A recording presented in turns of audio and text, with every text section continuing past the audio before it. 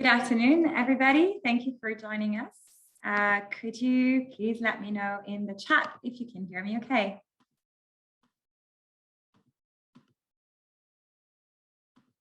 Okay, great. Amazing. You are very much on time, everybody. We're impressed. So, hi, welcome. My name is Charlotte Chedeville. I'm the Regional Head of Operations for CIPD in the Middle East. And I am delighted to be your host today again for the CIPD webinar. This webinar is hosted by CIPD Middle East in cooperation with our headquarters. So 50% of the audience will probably be coming from the UK and regions, and the rest from the Middle East. So if you do want to let us know where you're joining us from in the chat box and what you're hoping to get most from this session, that would be very, very helpful. So we live in a little bit of a strange time, and hosting a webinar and talking about business as usual can seem somewhat tone deaf, just when we thought everything was going back to normal, or somewhat we've been hit by another crisis. So we know that the news can be overwhelming, and that many of you will be concerned about your family, friends, and colleagues affected by the war in Ukraine and its consequences at home and afar. If you are a CIPD member in the UK, we do have a wellbeing hotline, which my colleagues will pop down in the chat if you need somebody to talk to.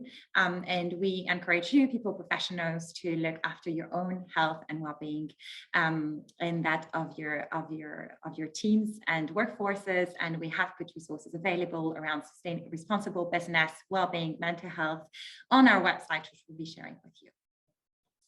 So today we're talking about raising our employee value proposition. This has been very much on top of everybody's agenda ever since the dynamics have quite shifted since the beginning of COVID. Throughout the pandemic, employees have had the opportunity to rethink their expectations of and their relationship with work and their co-workers. Amidst the backdrop of a simmering workplace revolution, where employees are seeking more human-centric workplaces with greater flexibility, more visible signs of social responsibility, inclusive cultures, flexible working, and opportunities for personal and career growth, how can employers adjust their EVP? And most critically, where should we start? So in this session today, we'll look into how the pandemic exactly has transformed the employer-employee relationship, the greater macroeconomic background that we're operating in, what's happened and what is about to happen, and how it will impact our EVP and our employer brands. We look into the critical elements of a good value proposition in a post-COVID world, and look at the different elements and how where employees can start throughout the entire employee life cycle. This session is being recorded, so you will be sent a recording. If you've pre-registered, you will be sent a recording and a link to our YouTube shortly after this is over. We will be starting with a presentation and a conversation. Please do let us know your thoughts, if this is helpful, not helpful. If you have a burning question, send us to them in the chat. Please be engaging. That's the only way that I can best help you and ensure this session is as valuable as possible for you. If the questions relate directly to what we're talking to, I will pick them up there and then. Otherwise, don't worry, we will have time for direct Q&A to answer your questions at the end. We'll try and keep 15 minutes for this. This webinar is 1 hour long. So thank you for joining us. And now let us get started. So to get us started and give us a bigger picture in the backdrop against which we are operating, I'd like to invite my colleague John Boyce, who is a labor market economist at the CIPD. Thanks very much, Charlotte. So I guess I'm going to talk about some of the background and really it sets the scene for how difficult it is for employers at the moment. So we're going to talk about supply and demand of candidates. And what's really useful is that at any one time, it's usually quite difficult to tell a story and to apply, to more than one context or more than one labour market. But there's been an uncanny amount of synchronization in the challenges that we face in the global economy at the moment. So if I talk about inflation, which is being largely driven by energy costs, that's something that's being felt in lots of places. If I talk about the closure of the economy from COVID and the reopening, it pretty much happened at the same time. So my slides will be slightly UK centric, but they're more kind of demonstrative of challenges that are being faced all over the world. So if we start with the first slide, what the pandemic did is it did some really quite dramatic things to the vertical axis on all of our charts. So this is job adverts in the UK over time. So it's going right back to 2003. You can see a big drop off after the financial crash, but relatively small in the grand scheme of things. And then it started to grow. Now, in the pre-pandemic era, we were thinking, wow, look at these vacancies. They're up to 750,000. This is a record breaker. We're in a jobs boom. And, part of me thought, is it just that it's easier to put a job ad on the internet nowadays? Can I even trust these figures? And then along came COVID and it fell through the floor. Such a dramatic fall. So at this time, it was incredibly easy to get staff, relatively speaking. There were not many jobs, there were not many employers recruiting. Everything was on hold. Everything was being chilled. Now, the most obvious thing that then happened was the economy reopened, and these job adverts, they did not recover to pre-pandemic levels. They shot way past it. So I'm using words to describe the chart, but it does a lot of the heavy lifting for me here. So this is the context that we're in today. Demand for people is through the roof. And in these circumstances, you can imagine that the employee value proposition is even more important than it might usually be. So the next slide shows unemployment. And you can see the dotted line. Anything after that is a forecast. Now, the interesting thing to note is it jumps up a little bit when the pandemic came along, but for the most part, and this is in the UK, it stayed low. Now, in the US, they didn't have a furlough scheme. They had enhanced unemployment. So their unemployment went up really high, but then it came down really low again. And this is a general pattern that you've seen across Europe where there were similar furlough schemes. It didn't rise too high. Now, the interesting bit is to look at the forecast into the future, and we can see that it's actually expected to get a little bit lower, to go down to 3.8%, which is really low unemployment. And then it's expected to rise gradually to about 5%. But the context is that unemployment is low and is expected to stay very, very low to continue. So I think of this as if vacancies are the demand side, this is the supply side. How many candidates are available?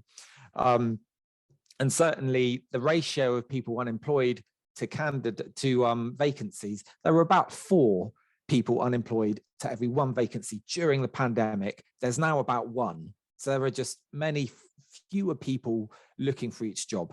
Now, I had to put a note in here that, this is from the Bank of England's monetary policy report from February. And since then, a war's broken out in Europe, and the consequences are such that I think this unemployment projections are probably a little bit too optimistic now. I suspect it will rise a little bit further. So if we move on to the next slide, there's been a lot of talk about the Great Resignation.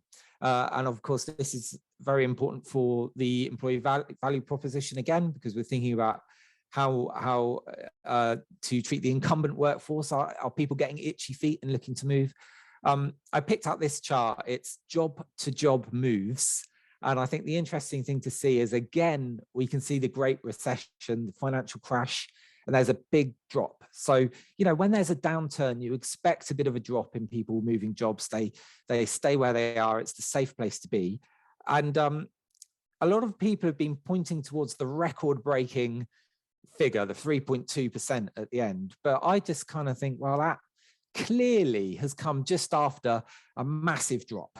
So my sort of thesis is that the rate of job-to-job moves, of resigning, is really just all that built-up churn from the lack of churn or turnover during the pandemic, and now that's being unleashed. I don't actually think there's a massively increased appetite for moving jobs. So the next slide, which I think is quite an important one, really, and probably going to become one of the most important talking points this year, is inflation.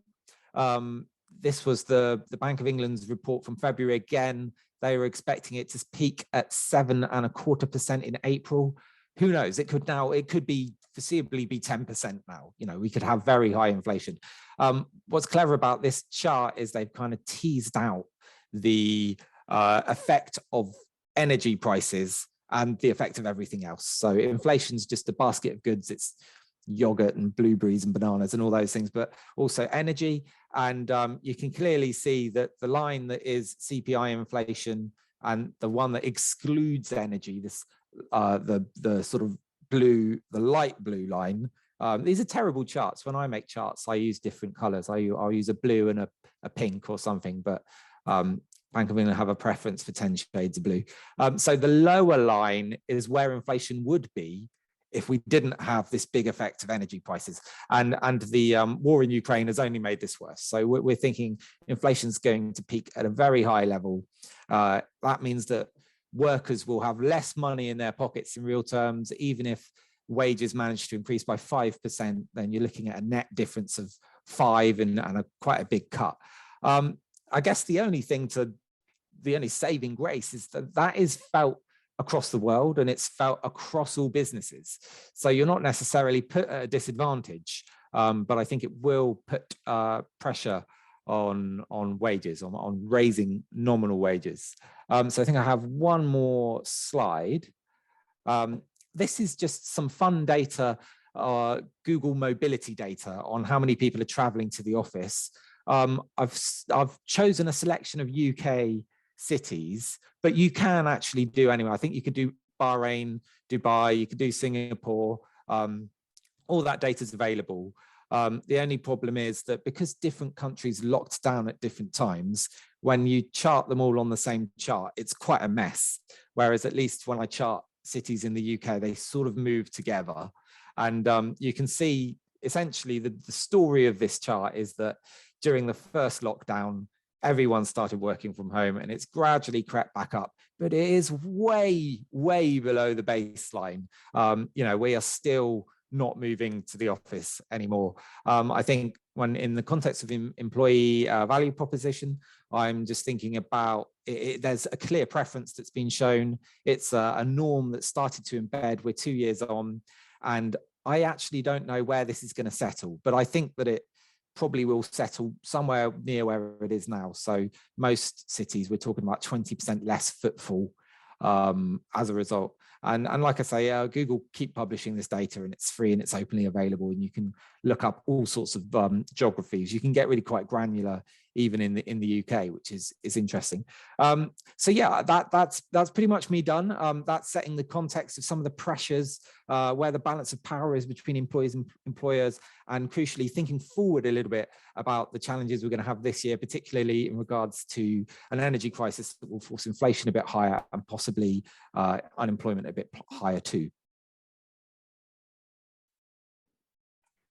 Thank you, John. Such an interesting presentation, and not necessarily the most optimistic, but certainly eye-opening.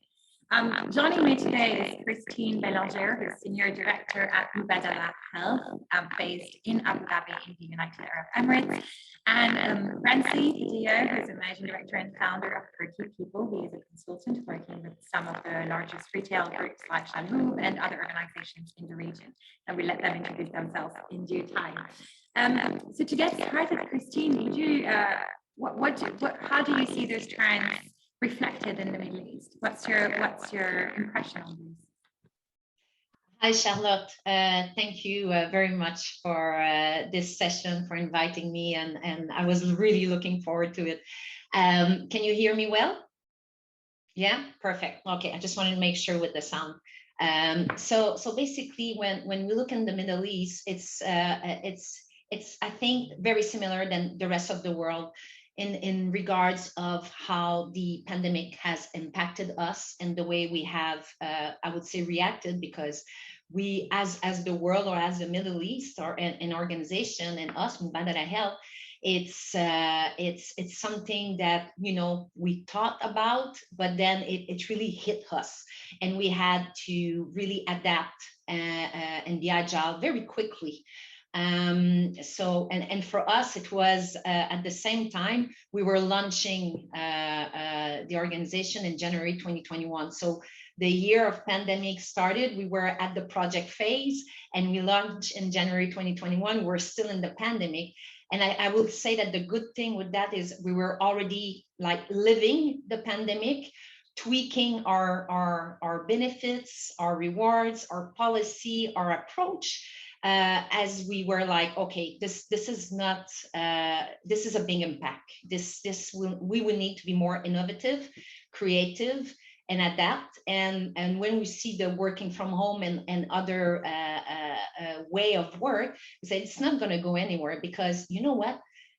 There's things that are working, so let's keep it, and it makes our people happy. So we need to incorporate that. But as John has raises, it's not something that's only impacted the UK or Canada or the United Arab Emirates.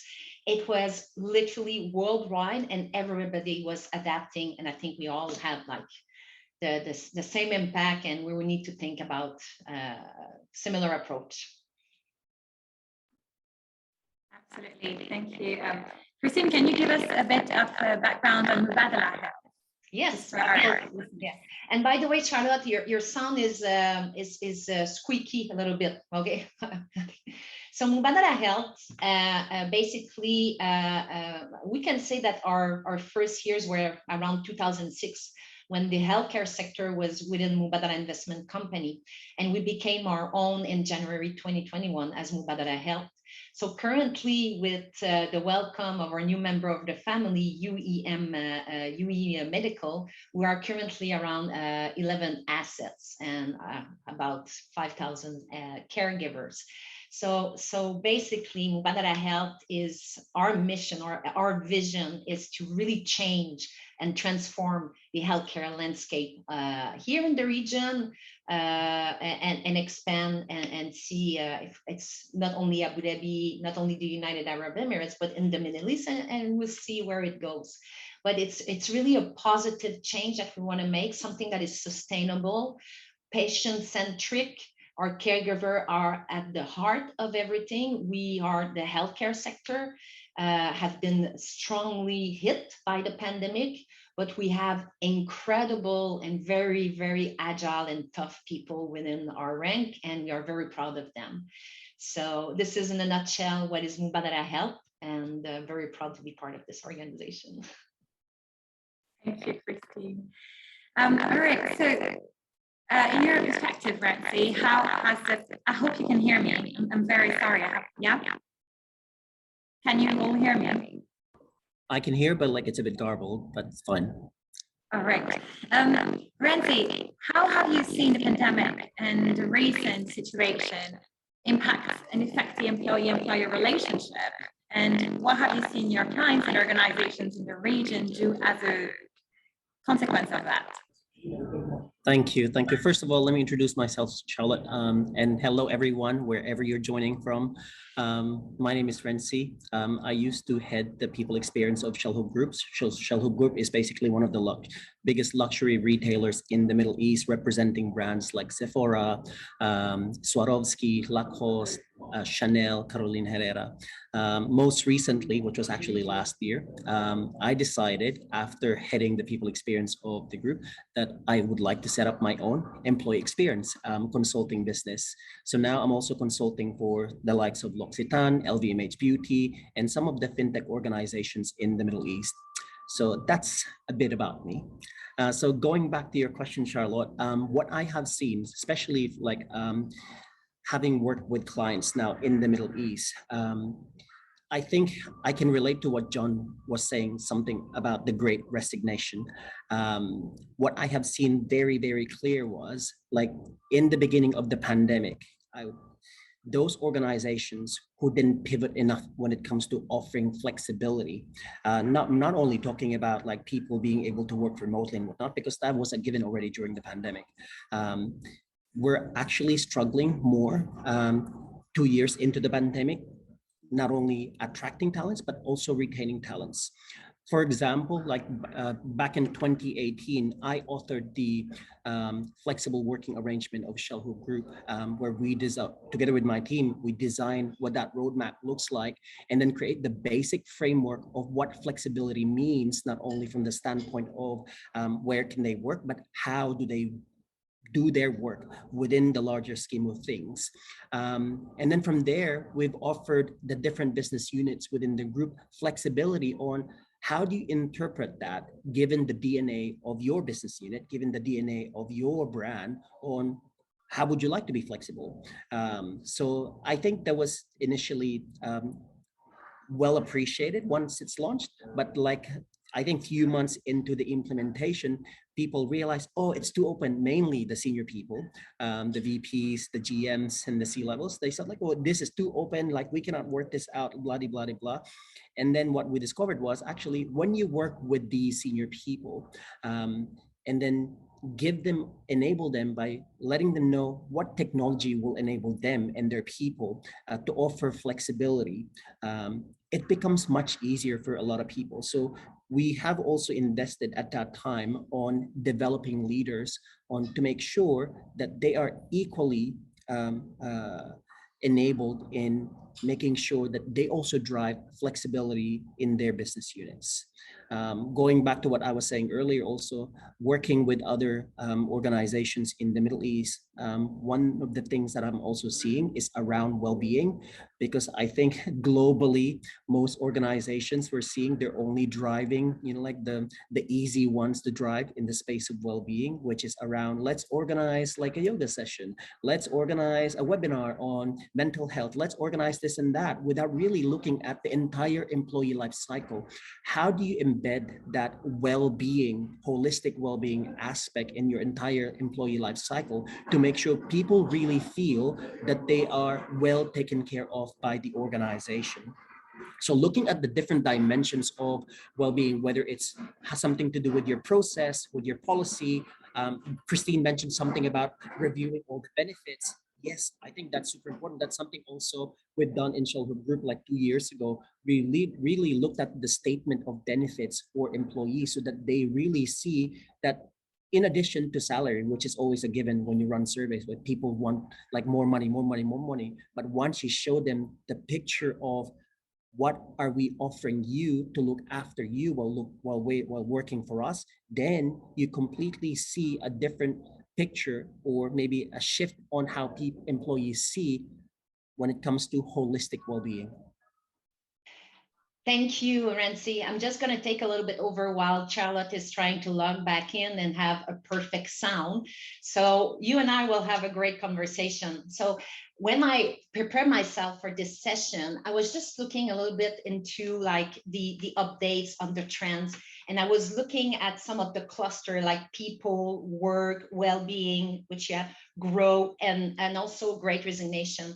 I will give you an example where as we were creating our company and we went live in 2021, the compassionate side of our leadership, and I'm sure Nancy you will have something to say about that, but this is something that I have seen at Mubadala Health, the transformation and the willingness of our leader to go on the floor, visit our assets, and we have 11 assets. We have Abu Dhabi Telemedicine, we have National Reference Laboratory. I'm not going to go through all of them, Danat Al Imarat. Going on the floor and having this discussion and hearing them their personal life, and I think this is part of this new employee EVP is now our employees and also our candidate are expecting that we have this connection. It's not only me as an employee, I'm not a worker, I am a person. And we've seen that. We have done more one-to-one, we have done day face-to-face day. I went to one of our assets, sitting with the physician, hearing them out, understanding what they're going through, explaining our process, our guidelines, having a one-to-one, same level type of conversation. And you could feel like, I would say, the sentiment of engagement, it changed. Before it was not like that. It was kind of, okay, let's have some check-ins, let's see, the mid-year, this and that. Now it's something that is demanded for a good cause and serves very well. I don't know if you have experienced something similar in your experience. Maybe you can share. Yes, I love what you said there, Christine, about like compassion from leaders. I think even for us back in 2018, if I remember that, like in the beginning of 2019, in the beginning of the pandemic, because like few years back, we basically created people experience communities within the organization in different countries, so that we want to relieve HR of the responsibility of driving all these engagement, well-being, and all these things. And it becomes more of a bottom-up approach. So what happened was during the pandemic, because of all these things that are happening, like people feel isolated, people are working, they don't have the right environment for them to work from home. What we've seen was these communities basically foster deeper connection with all our employees, even virtually, because now people are exposed to their dogs, their cats, their like their family and everyone else. So what was interesting that actually happened there, because we already set up these people experience communities in the very beginning, like going back to your point about like leaders showing more compassion, I think people also become more vulnerable to one another, and that also strengthened that deeper connection between team members, between managers, and also employees.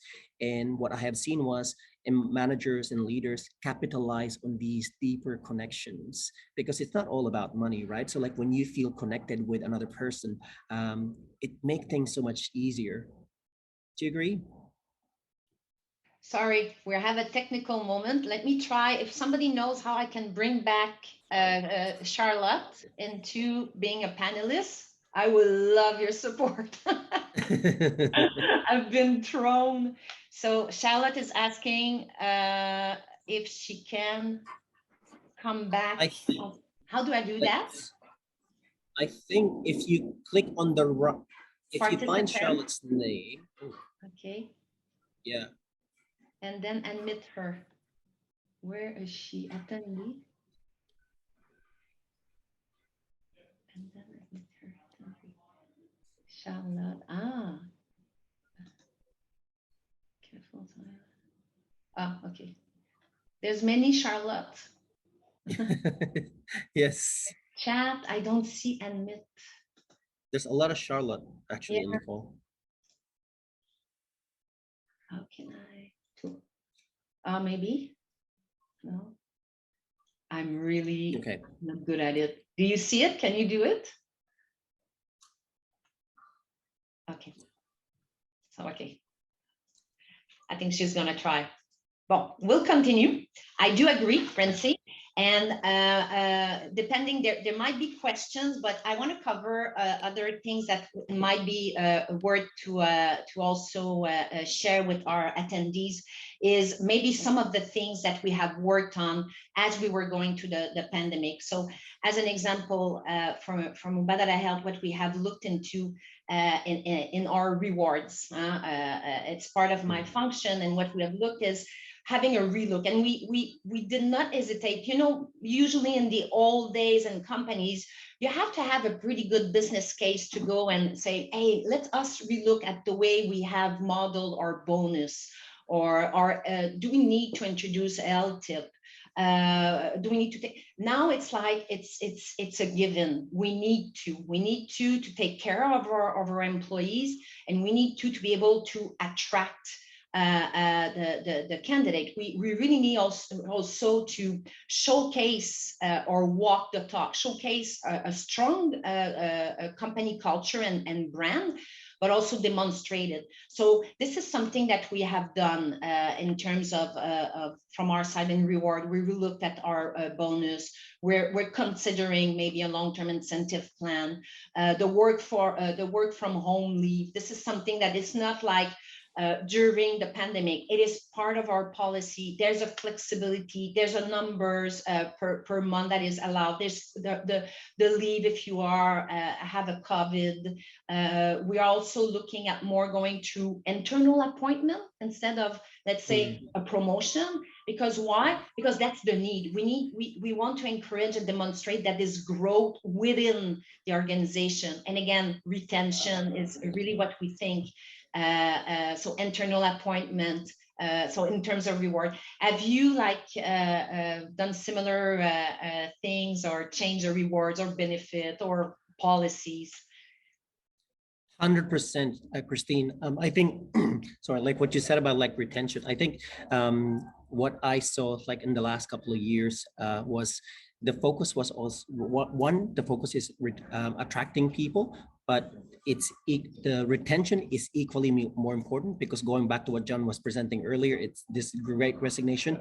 What we have seen in the last 2 years as key people are leaving the roles, especially here in the Middle East, because they're more demanding. Going back again to what John said, something about the shift in the power. Like now, like I remember very clearly having I sat down with our head of talent acquisition, like attracting people, the first thing that they actually ask is like, what does flexibility look like in your organization?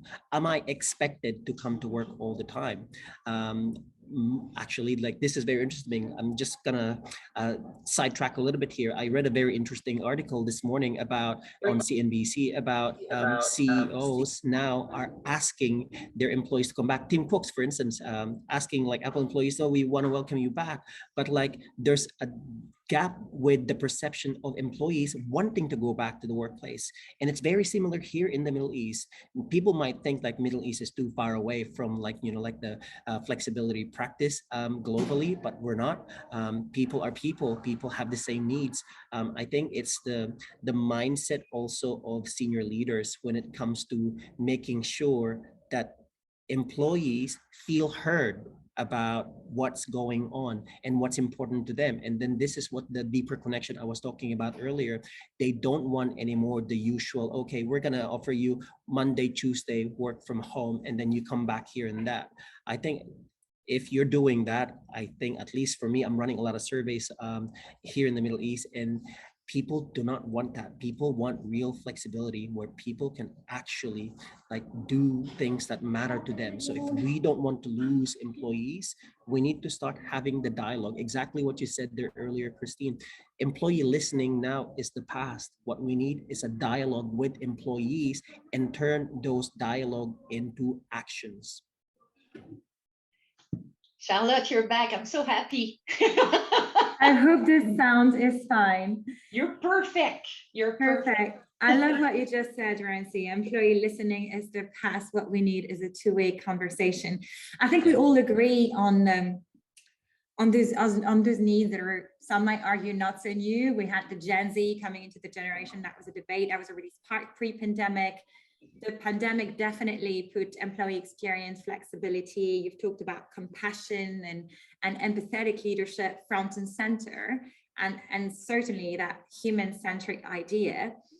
Now, if it was that easy, all organizations would have a fantastic employee value proposition.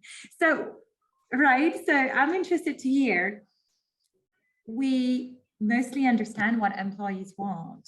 In your experience, Christine, my first question to you is, what is the biggest barrier to changing your value proposition?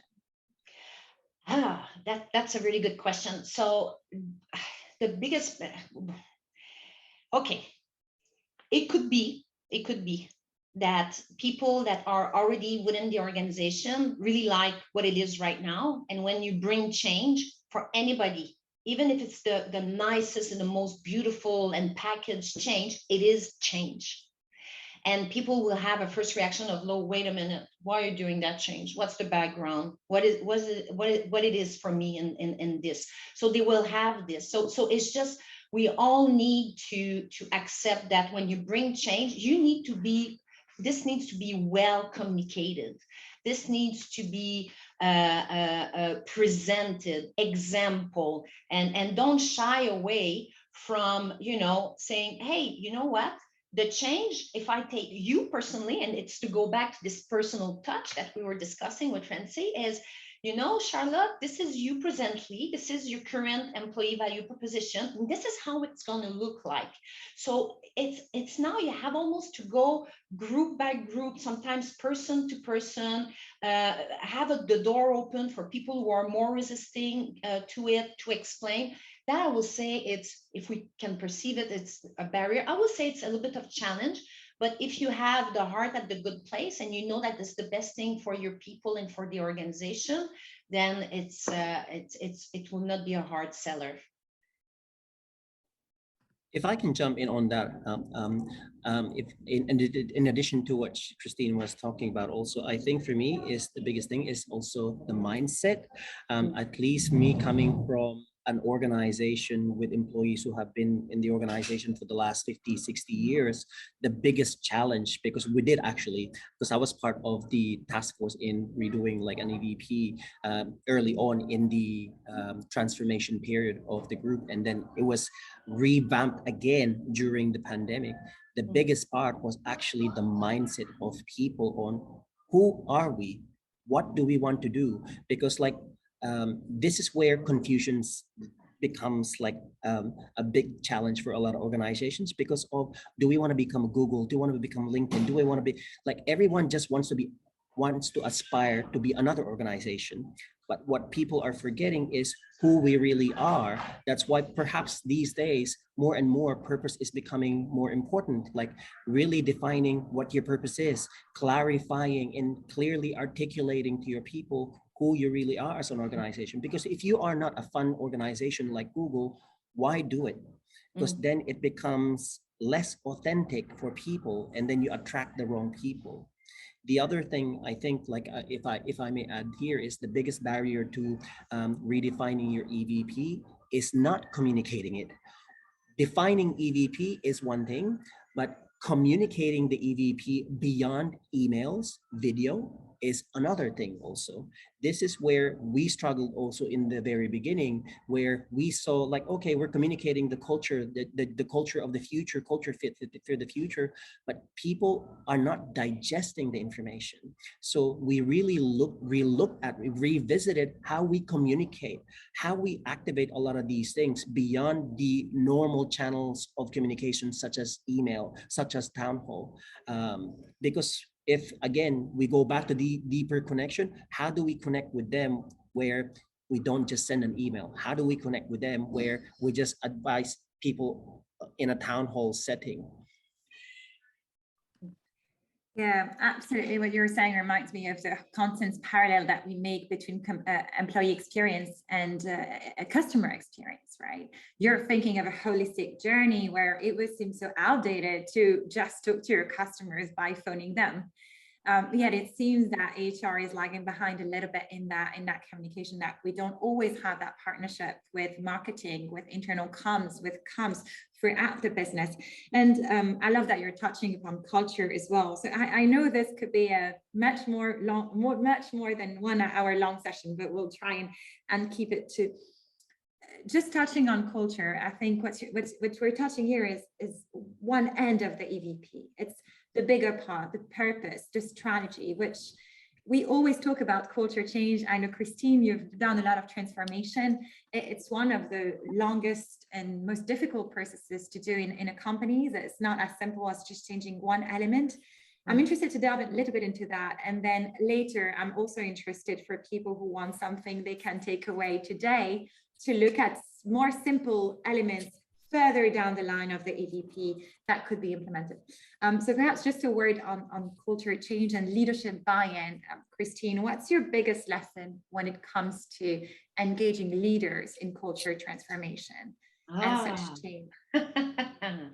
My biggest lesson is, first of all, be as human capital, be very ready when you introduce change, because you can have leaders that you need to convince that it comes from you. You are a role model. People are looking at you. And then you have the others that will have that instinctual. And this is the second part. This is what we have here, and we still have at Mubadala Health. It was not hard to convince our CEO, Hassan Al-Noez, and our C-suite just to say, guys, right, and ladies and gentlemen, we really need you on board. They were already on board. And that's, I've lived it when I was at Mubadala Investment Company, when we did the merger, and it's the same thing. The success, even if you struggle, and even if there's back and forth and red flags and whatever, if you have your leadership that it comes from them, they already know, like, yes, we're here. What do you want us to do? And not even that, they even propose way forward. I'm going to be there. Let's do a tour. Let's go one-on-one. Let's meet. Let's sit down. Make sure that you go one by one when we answer all the questions, and everybody has a voice. It's it makes the road to making the change successful so much easier. It doesn't mean that when leadership is a bit like resistant, that it's not going to be successful, but it's harder. So that will be my biggest lesson learned. Be ready, and then you can, you adapt to which leader you're going to partner with. On that, and I will try to encourage you to keep your answers short, just because we do have a bit to cover later. On that, making the case for certain things that have a direct proven return on investment is easy. Making the case for things like culture change, diversity and inclusion, well-being and mental health are either difficult, is more difficult because you don't necessarily have the data historically, or it's more difficult to measure, or sometimes by trying to measure those very elements, you're actually sabotaging your own view, because some of these things shouldn't be measured long term. So what would you say to those leaders who want to offer flexibility, and those HR professionals who would like to modernize their EVP, look at flexibility, look at growth opportunities, look at mobility, but can't make the case for this because of the data? Renzi or myself? Me? Yeah. Both Okay. of us? Well, maybe I can share. I'll share.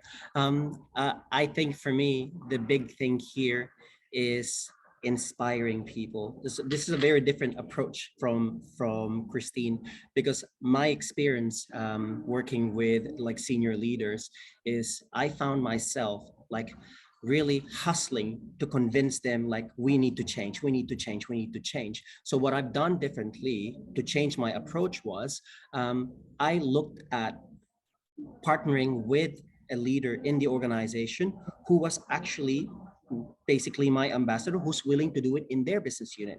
So we partnered together, we worked together, and we created success stories. And just like any change, when they see something is successful, like everyone just jumped the bandwagon. I remember very clearly early on in my hustling days of culture transformation and employee experience, I had to go to different GMs, VPs, SVPs, asking them like, oh, let's work together, let's work together.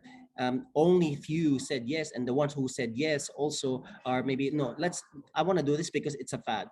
But one thing I realized from that experience was the ones who really committed to, I built stronger relationship with them, and they become my promoters and ambassadors, to the point of now I don't even have to tell them or ask them like, let's work together. They just come to me because they have seen the success stories of other business units. That's something that we see as a thread always when we talk about HR analytics as well, and workforce planning and all of these things, that at the end of the day, the figures are one thing, but it's how you tell the story that you're going to get people buy into this.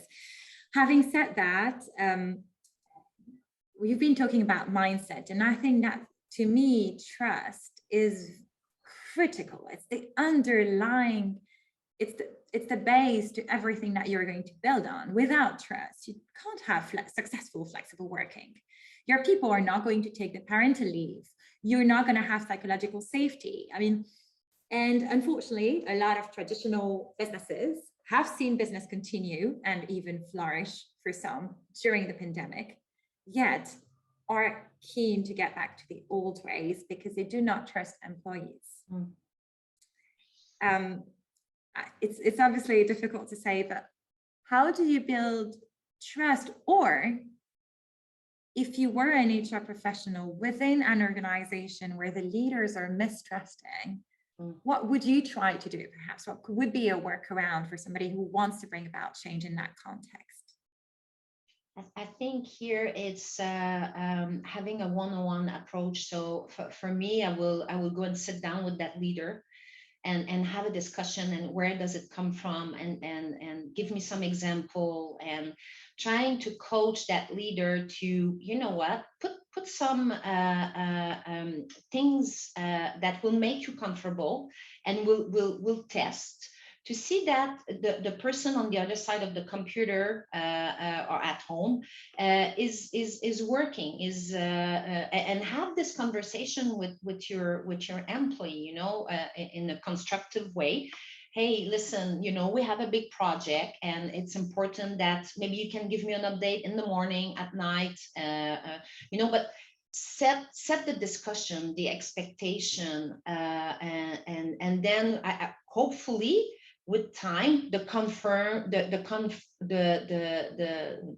comfort will settle in, but not going directly and says, no, I want everybody, you know, I want to micromanage. I want to see people. Sometimes seeing people, we have seen presenteeism. It's not better. That doesn't mean that they are working. So I will have a chat, if either it's a leader or group of leader, and just try to find a way to build that trust, or confirm that this person need to have a more of a you know, what more touch points with that person. If I can chip into that one, I have a very interesting story with one of my clients. This was back when we implemented also the flexible working arrangement. Everyone was celebrating. And then, like, come implementation time, like some of the GMs who were reporting to a VP, like, called me, Renzi, we need your help, because like I thought like we can implement a lot of these things, but like our VP said like, no, we're not going to be doing it. Like, everyone has to come to the office. So just like what Christine had done, I actually just sat down with that leader and then just found out what was he afraid of when it comes to implementing it. Because with trust, usually people cannot trust because of so many fears. Because trust is two ways, right? Like people don't trust because they cannot guarantee the repeatability of like the value that this person will bring. They cannot trust the knowledge or the expertise of the other person. But once you identified what are the fears of the leader, then work with the leader on, okay, how can we minimize the fear? So then this is when they start talking to you about like, but I don't know, how would we collaborate? I don't know, how would I know if someone's doing a lot of these things? Then we start looking into introducing the use of technology so that they can collaborate online. Then we started redefining purposeful meetings on when do you do meetings online and when do you do meetings offline also, so that you can have that face-to-face conversation with employees. I think after that, there's a quite huge turnaround, 180 degrees turnaround. And then like, you know, like some of the gyms just call me like, I don't know what you've done, but like, listen, like now the VP said like, okay, yeah, we're going to be implementing this, but we have to do A, B, C, D, E, F, G.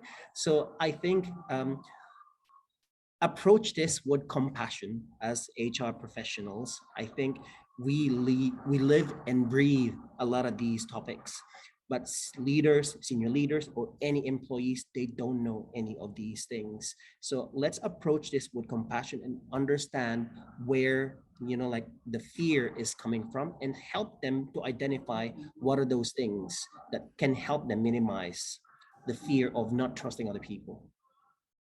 Thank you. That's a great segue into the next topic I wanted to address with you. You're talking about HR talking with leaders and onboarding leaders, and leaders are not just, you're not just managing upwards, you're managing across the organization. We very often talk about the critical role of line managers. We've seen it during the pandemic, the importance line managers have played in installing psychological safety and managing their people. How do you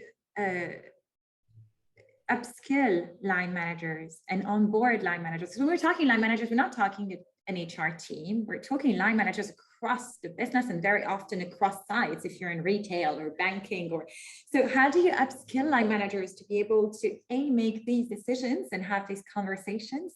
B, we were talking earlier about being more authentic, leading, being human-centric.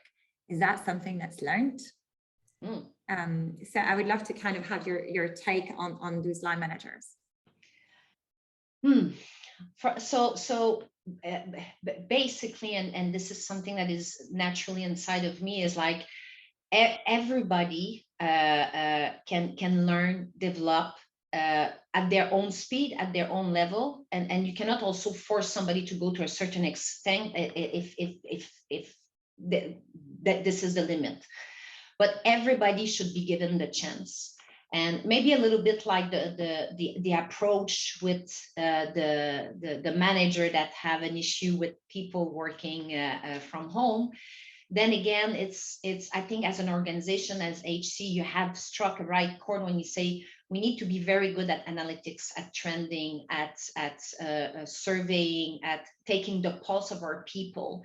As HC, it's our responsibility to take care of our people. So when you see line managers that do have issues or don't feel comfortable, don't assume that everybody's at the same level. Just go reach out, provide training, provide a one-to-one, provide support, give them the tools of, hey, you know what, can I observe, or what, how did you felt when you met with your employee? Oh, I didn't know how to start. If I know how to start, it would be so much easier. Okay, there you go. Let me provide you with some tool. Let's do a role case or a scenario. And so I think it's everybody can be upskilled to a certain limit, and you need to respect that, but you have to give the benefit of the doubt and just go ahead with that, and then just take whatever tool and intelligence that you have in HC and just create that opportunity for the line manager.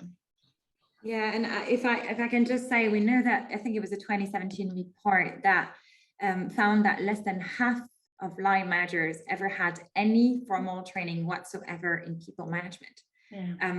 And very often we see organizations, unfortunately, leaving out line managers unless they are considered as high potential leaders.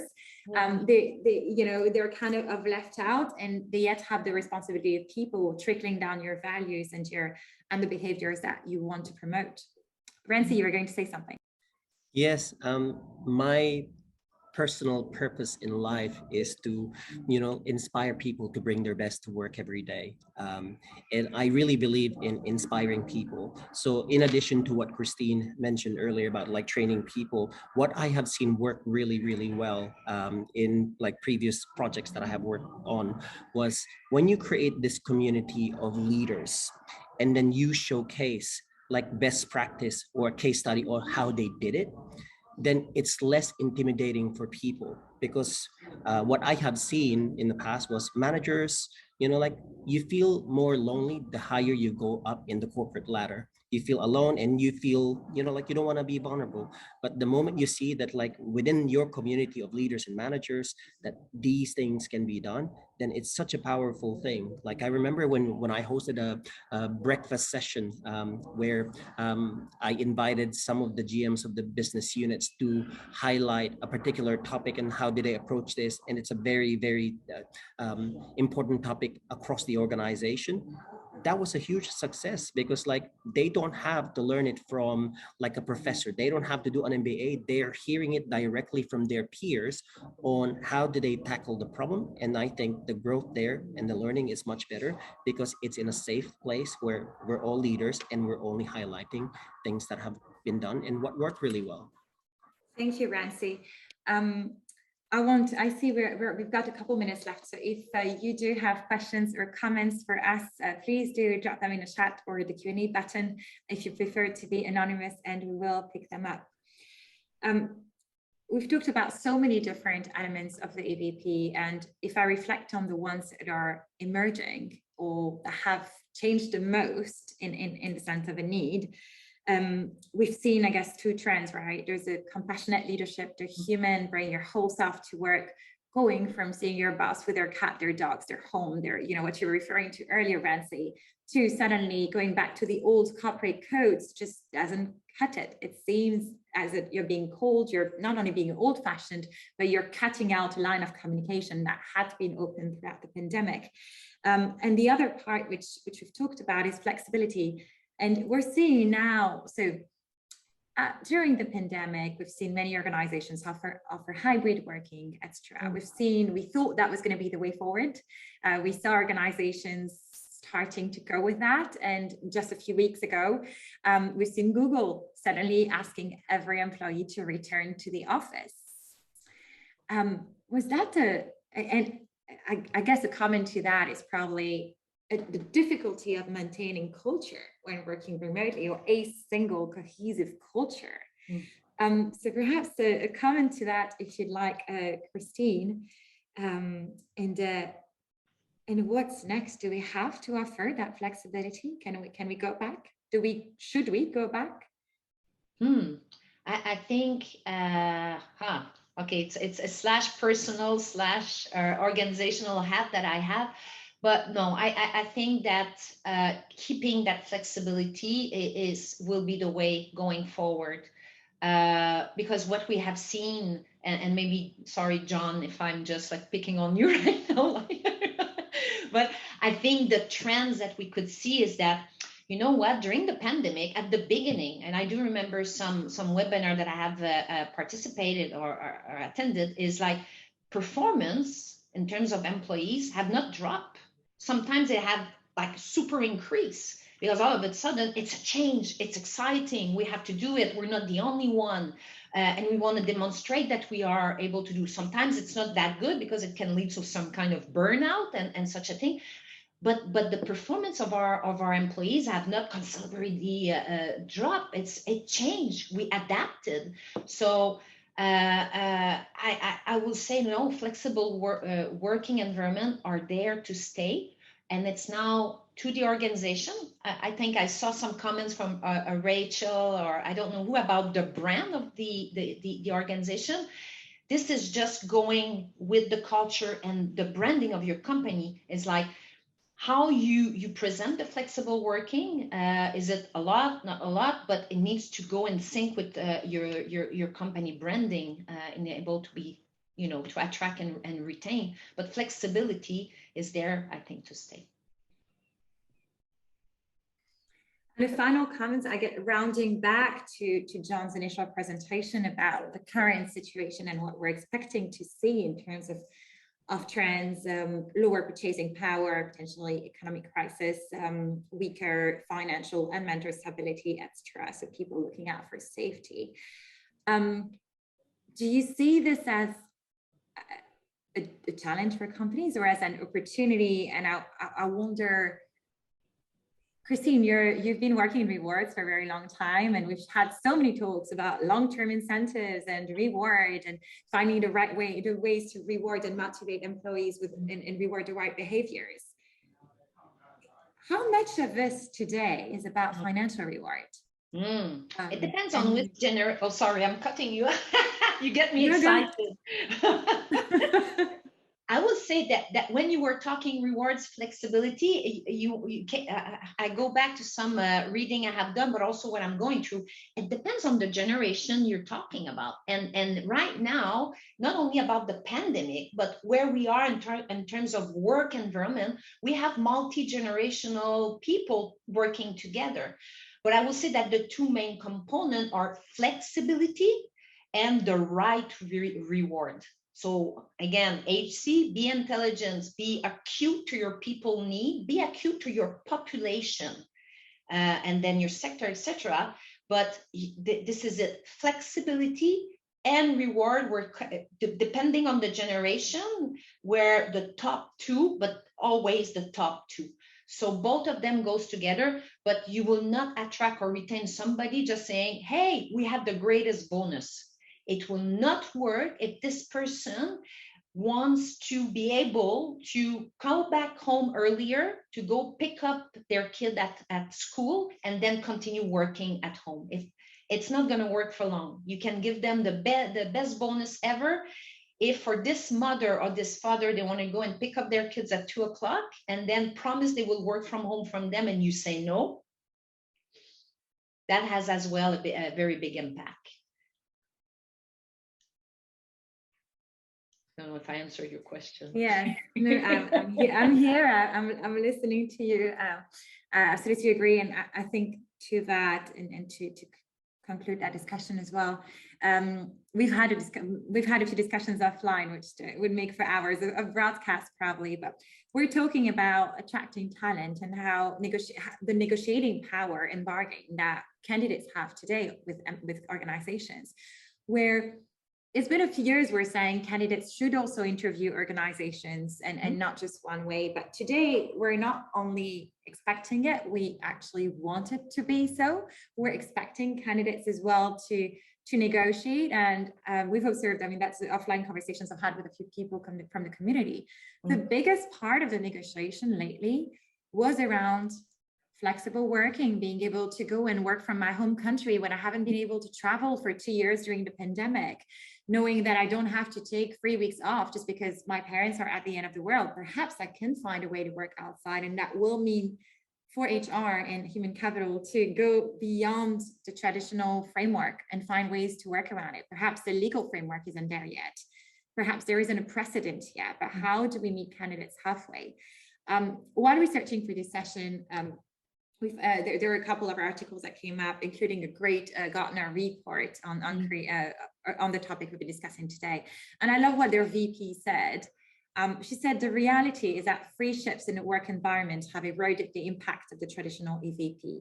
Employees are people, not just workers. Work is a subset of life, not separate from it. And values come through feelings, not just features. Yeah.